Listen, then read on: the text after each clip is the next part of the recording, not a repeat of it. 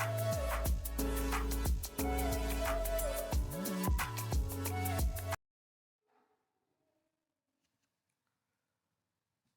Friends, welcome to knowledge world. આજે આપણે જોવાના છે 28 જાન્યુઆરી 2024ના ગુજરાત જ્ઞાનગુરુ ક્વિઝ 2.0ના શાળા લેવલના જવાબો. તો શરૂઆત કરીએ આપણે આજના વિડીયોની. પ્રથમ પ્રશ્ન છે, દર વર્ષે 2 ફેબ્રુઆરીએ કયો પ્રસંગ ઉજવવામાં આવે છે? તો વર્લ્ડ વેટલેન્ડ ડે છે તેની ઉજવણી કરવામાં આવે છે. ભારતમાં કઈ સંસ્થાએ 2022માં સૌથી વધુ પેટન્ટ મેળવી છે? તો આ જે છે તે Indian institute of science Bengaluru સંસ્થા છે.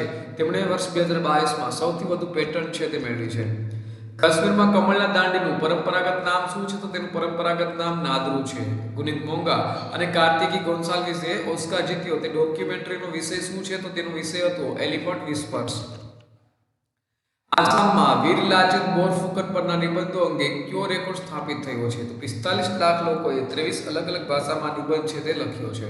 JSS નું સંપૂર્ણ નામ શું છે? તેનું પૂરું નામ છે જન શિક્ષણ સંસ્થાન. વર્ષ 2018માં આંતરરાષ્ટ્રીય યોગ દિવસની થીમ શું હતી? તો તે હતી શાંતિ કે લીએ યોગ. માઇક્રોસોફ્ટ એક્સેલમાં કટ માટે શોર્ટકટ કી કઈ છે? તો તેની શોર્ટકટ કી છે તે છે Ctrl+X. ઓમ રવિએ નમઃ સૂર્ય નમસ્કારની કઈ સ્થિતિનું મંત્ર છે? તો તે બીજી સ્થિતિનું મંત્ર છે. યોગસૂત્ર નામના ગ્રંથની રચના કોણે કરી હતી? તો આ ગ્રંથની રચના પતંજલિ દ્વારા કરવામાં આવી હતી. ત્રિકોણના ત્રણેય ખૂણાઓનો સરવાળો કેટલો થાય છે? તો ત્રિકોણના ત્રણેય ખૂણાનો સરવાળો 180 અંશ થાય છે. 2022માં યુક્રેન પર રશિયન આક્રમણ દરમિયાન પાડોશી દેશોમાં ફસાયેલા ભારતીય નાગરિકોને બચાવવા માટે ભારત સરકાર દ્વારા કયું ઓપરેશન હાથ ધરવામાં આવ્યું હતું? તો ઓપરેશન ગંગા. સ્માઇલ 75 પહેલમાં 75 છે તે શું દર્શાવે છે? તે સ્વતંત્રતા 75મા વર્ષની ઉજવણી પર દર્શાવે છે અને તેના ભાગરૂપે 75 નગરપાલિકાઓને ચિહ્નિત કરે છે. ન્યૂટનનો કયો નિયમ પદાર્થ પર લાગતું બળ શોધવામાં મદદ કરે છે? તો તેનો ત્રીજો નિયમ છે તે પદાર્થ પર લાગતું બળ શોધવામાં મદદ કરે છે. રમતગમત ક્ષેત્રે શ્રીમતી સાનિયા મિર્ઝાને પદ્મભૂષણ એવોર્ડથી ક્યારે સન્માનિત કરવામાં આવ્યા હતા? તો વર્ષ 2006માં. ગુના માટે દોષિત ઠેરવવા અંગે રક્ષણ ભારતીય બંધારણની કઈ કલમમાં છે? તે છે અનુચ્છેદ 20. વેલોડ્રોમ એ નીચેનામાંથી કઈ રમત માટેનું મેદાન છે? તો તે છે સાયકલ દોડ માટેનું. દક્ષિણ ગંગા તરીકે કઈ નદી ઓળખાય છે? તો ગોદાવરી નદી છે તો દક્ષિણ ગંગા તરીકે ઓળખાય છે. કમ્પ્યુટરમાં ખોટી ગણતરીના પરિણામનું મુખ્ય કારણ શું છે? તો તેનું મુખ્ય કારણ એક જ હોઈ શકે કે ખોટી ડેટા એન્ટ્રી. શેઠ છડામીલાલ દ્વારા સ્થાપિત પ્રસિદ્ધ ભગવાન બાહુબલી મંદિર ભારતના કયા રાજ્યમાં આવેલું છે? તો તે ગુજરાત રાજ્યમાં આવેલું છે. મુંડક ઉપનિષદ કયા વેદનું છે? તો તે અથર્વવેદનું છે. ભારતનું વ્હાઇટ સિટી તરીકે ઓળખાતું શહેર કયું છે? તો તે છે ઉદયપુર. પાવાગઢ યાત્રાધામ ગુજરાતના કયા જિલ્લામાં આવેલું છે? તો તે પંચમહાલ જિલ્લામાં આવેલું છે. નજરબાગ પેલેસ ગુજરાતમાં ક્યાં આવેલો છે? તો તે વડોદરા ખાતે આવેલો છે. ઇન્ટરનેટ શું છે? તો તે છે વાઇડ એરિયા નેટવર્ક. પ્રાચીન ગુજરાતની વિશ્વવિખ્યાત વિદ્યાપીઠ કઈ છે? તો વલ્લભી વિદ્યાપીઠ છે. ત્યાર પછી જોઈએ તો 20,000 કરોડનું મૂડીરોકાણ પૂરું પાડવા માટે કયા રાજ્ય બાયોટેકનોલોજી પોલિસી 2022-2027નું અનાવરણ કર્યું છે? તે આપણા ગુજરાત રાજ્ય દ્વારા અનાવરણ છે તે કરવામાં આવ્યું છે. ચેકમેટ શબ્દ કઈ રમત સાથે જોડાયેલો છે? તો તે ચેસ સાથે જોડાયેલો છે.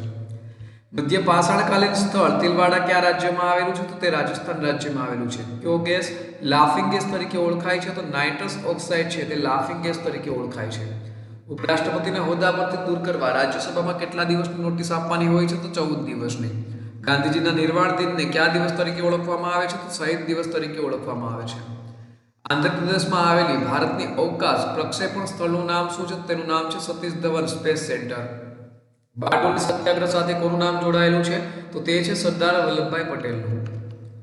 ગરીબ કા કલ્યાણ દેશ કા કલ્યાણ સૂત્ર કઈ યોજનામાં આવે છે? તો પ્રધાનમંત્રી ગરીબ કલ્યાણ યોજના.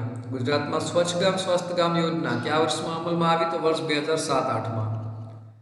73માં બંધારણીય સુધારામાં અનુસૂચિ દાખલ કરી તેમાં કેટલા વિષયો પંચાયતોને ફાળવવામાં આવ્યા છે? તો 29 વિષયો. નેશનલ એગ્રીકલ્ચર માર્કેટ માટે ક્યુ પોર્ટલ ઓનલાઈન ટ્રેડિંગ પોર્ટલ છે? તો તે છે રાષ્ટ્રીય ઇલેક્ટ્રોનિક બજાર ઈ-નામ. ABRY નું પૂરું નામ શું છે? તો તેનું પૂરું નામ છે આત્મનિર્ભર ભારત રોજગાર યોજના.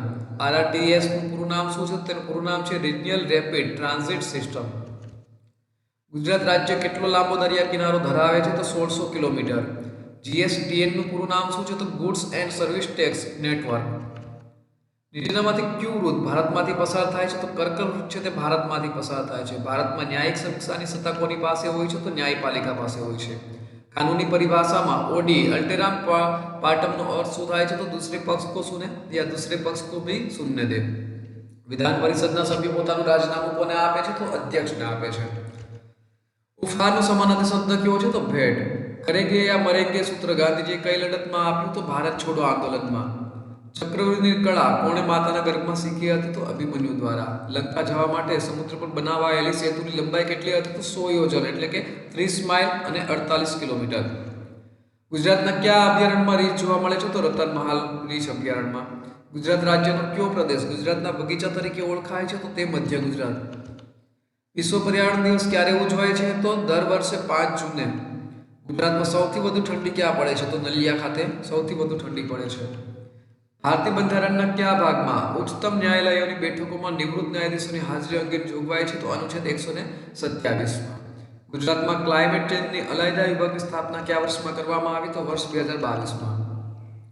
ક્રિકેટ મેચના મેદાન પર કેટલા અમ્પાયર હોય છે? તો 2 અમ્પાયર હોય છે. અવિરત સિંગિંગનો નવો વર્લ્ડ રેકોર્ડ બનાવનારા સાવરધિકા પંચમદા તરીકે જાણીતા ગાયકનું સાચું નામ શું છે? તેનું નામ છે રાહુલ દેવ બર્મન.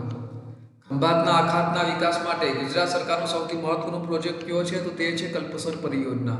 ભારત સરકારની ઈ શ્રમ કાર્ડ યોજના કયા વર્ષમાં શરૂ કરવામાં આવી હતી? તો વર્ષ 2020માં. ગુજરાતમાં કયો સ્પેશિયલ ઇન્વેસ્ટમેન્ટ રિજિયન વિશ્વના સૌથી મોટા ઓટો હબ તરીકે ઉભરી આવશે? તો મંડળ Becharaji special investment region MBSIR Ahmedabad. નીચેનામાંથી કોને બેન્કરનો ચેક કહે છે? તો ડિમાન્ડ ડ્રાફ્ટને.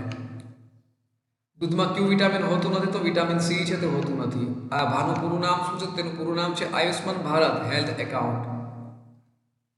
તો આ સાથે આજનો વિડીયો પૂર્ણ થાય છે. બીજા અગત્યના વિડીયોની લિંક તથા પેપર સોલ્યુશનની લિંક છે તે પણ અહીં સ્ક્રીન ઉપર આપેલ છે. ચેનલમાં નવા આવતા હોય તો તમે ચેનલને સબસ્ક્રાઇબ છે પણ કરી શકો છો. તો આ સાથે આજના દિવસનો વિડીયો પૂર્ણ થાય છે. ફરી મળીશું બીજા નવા વિડીયોમાં. ત્યાં સુધી રજા આપશો. નમસ્કાર.